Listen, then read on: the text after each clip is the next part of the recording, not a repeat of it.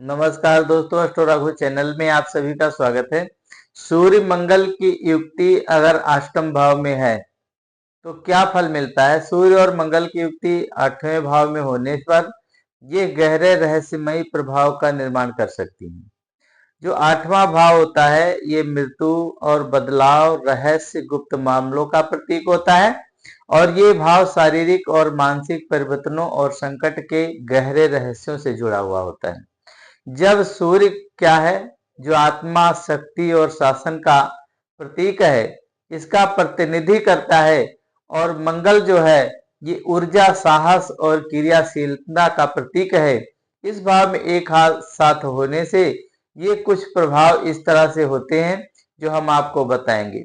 इसमें क्या है कि आध्यात्मिक परिवर्तन होता है, शक्ति और संघर्ष होता है, गुप्त कार्य और योजना, और स्वास्थ्य पर क्या प्रभाव पड़ता है, साहस और आत्मविश्वास की क्या कमी रहती है और या अच्छा रहता है, ये सारी जानकारी हम बताते हैं। सबसे पहले जानिए आध्यात्मिक परिवर्तन।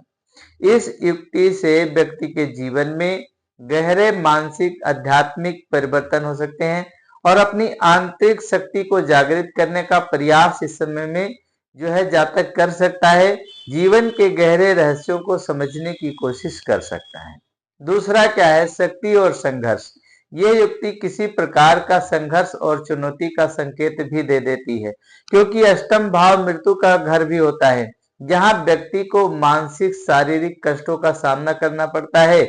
ऐसे व्यक्ति को जो है बहुत ही तनाव में, बहुत ही टेंशन में ये स्थिति डाल सकती है। जो संकटों में भी संघर्ष करने की शक्ति रखता है और सामर्थ्य रखता है, जो परमात्मा को याद करता है या मंगल और सूर्य का उपाय करता है, वो संकट काट लेता है। गुप्त कार्य और योजनाएं क्या है, 8वां भाव गुप्त कार्य योजनाओं का भी प्रतीक होता है। तो इस युक्ति में व्यक्ति को अपनी योजनाओं या कार्यों को छिपा करके करने की प्रेरित करता है कुछ गुप्त कार्य जो आपको सफलता दिला सकती हैं। क्योंकि इस समय अगर आप अपने कार्य को, जो भी कार्य करने लगे, उसे जागृत करेंगे तो वो कार्य सफल नहीं होगा। इसलिए इस समय में आप अपने जो है क्रियाकलाप को गुप्त रखें।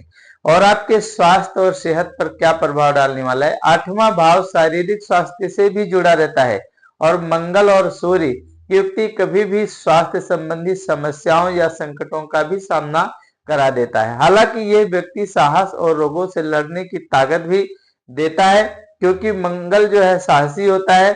साहस और आत्मविश्वास, इस युक्ति से व्यक्ति के भीतर एक उच्च आत्मविश्वास और साहस का संचार हो सकता है, जो उन्हें विपरीत परिस्थितियों में भी आगे बढ़ने की प्रेरणा दे सकता है। जीवन के कठिन क्षणों में भी धैर्य और शक्ति आप बनाए रखें।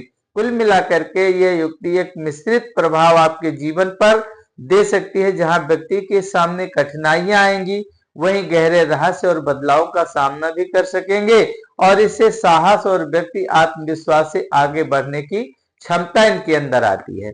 अब क्या है कि सूर्य मंगल की युक्ति 8वें भाव में हो तो हमारे को क्या उपाय करना चाहिए।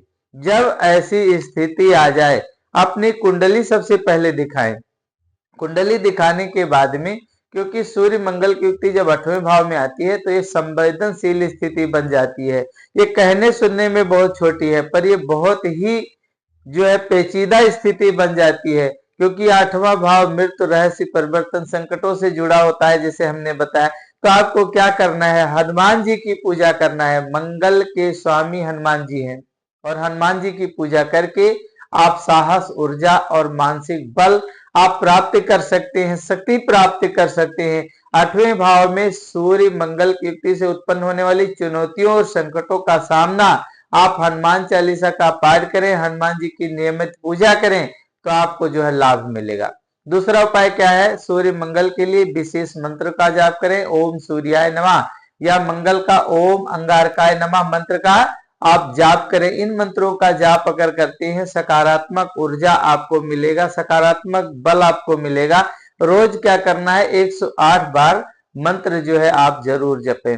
इस समय में आप रुद्राक्ष धारण करें। रुद्राक्ष पहनने से आपको मानसिक शांति और ऊर्जा का संतुलन बनेगा। खासतौर 8वें भाव के प्रभाव से उत्पन्न होने वाली मानसिक या शारीरिक समस्याओं को कम करने के लिए रुद्राक्ष पहले सबसे लाभकारी हो सकता है, इसलिए आप रुद्राक्ष भी धारण कर सकते हैं। स्वास्थ्य के लिए क्या करें, आप ध्यान लगाएं और योग करें। सुबह उठ करके आप जो है ध्यान लगाएं और योग करें। 8वां भाव स्वास्थ्य से भी जुड़ा होता है, इसलिए आपकी कुंडली में सूर्य मंगल की युक्ति है तो आप स्वास्थ्य संबंधी समस्याओं का सामना करना पड़ सकता है। इसलिए नियमित ध्यान और योगाभ्यास करें, जिससे आपके शारीरिक मानसिक स्वास्थ्य को संतुलित कर सकता है। सूर्य नमस्कार करें, प्राणायाम करें, ये आपको बहुत ही लाभ देने वाला है।